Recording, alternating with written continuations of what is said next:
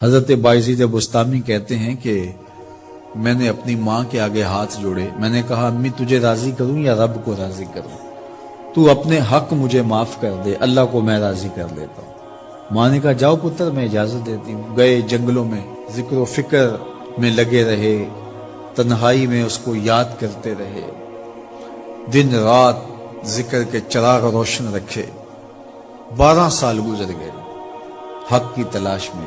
ایک دن واپس بستام کے قریب سے گزر رہے تھے، خیال آیا چلتے چلتے ماں کو سلام کر جاؤں۔ دروازے کو دستک دینے لگے تو اس خیال نے ہاتھ روک لیا کہ ساری زندگی ماں کو سکھ تو دیا کوئی نہیں، اب دکھ بھی کیوں دینے لگے ہو؟ رات کا ایک پہر بیت گیا ہے، سردیوں کی لمبی رات ہے، ماں بستر میں لیٹی ہوگی، تیرے لیے اٹھے گی، دروازہ کھولے گی۔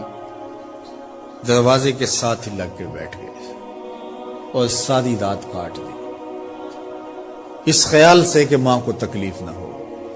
جب سحری کا وقت ہوا تو اندر سے جو نالی آتی تھی اس نالی سے پانی آیا، سمجھ گئے میری ماں تہجد کے لیے اٹھی ہے اور وضو کا پانی ہے، تو فوراً دروازے پہ دستک دی۔ اندر سے آواز آئی بیٹا بایزید میں ابھی آئی۔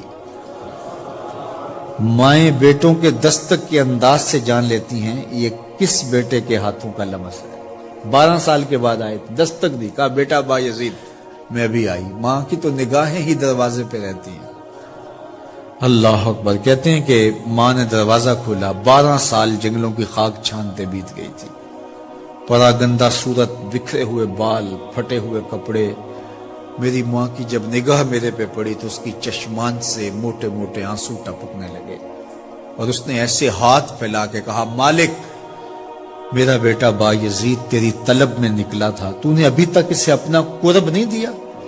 حضرت بایزید بستامی کہتے ہیں 12 سال کی ریاستوں سے جو کچھ نہیں ملا تھا ماں کے اٹھے ہوئے ہاتھوں سے مل گیا۔ میں نے کہا مالک میں تجھے کہاں ڈھونڈ رہا ہوں، تو کہاں موجود ہے؟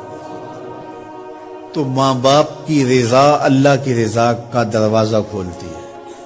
جن لوگوں کے ماں باپ ناراض ہیں اور وہ جا کے پیر صاحب کی خدمت کرتے ہیں اور میاں ماں کے قدم چومو، باپ کی ٹانگیں دباؤ، ان کی خدمت کرو، تمہارے پہلے مرشد وہ ہیں، ان کو راضی کرو، پھر کسی شیخ کامل کی صحبت میں آنا، دیکھو کیسے دل کی بند کھڑکیاں کھلتی ہیں۔ ایک مرشد تو ناراض کر آئے اور دوسرے مرشد سے تمہیں کیا ملے گا؟ تو راستہ یہیں سے کھلے گا۔ والدین کو کبھی ناراض نہ کرو، والدین کو کبھی دکھ نہ دو، والدین کو کبھی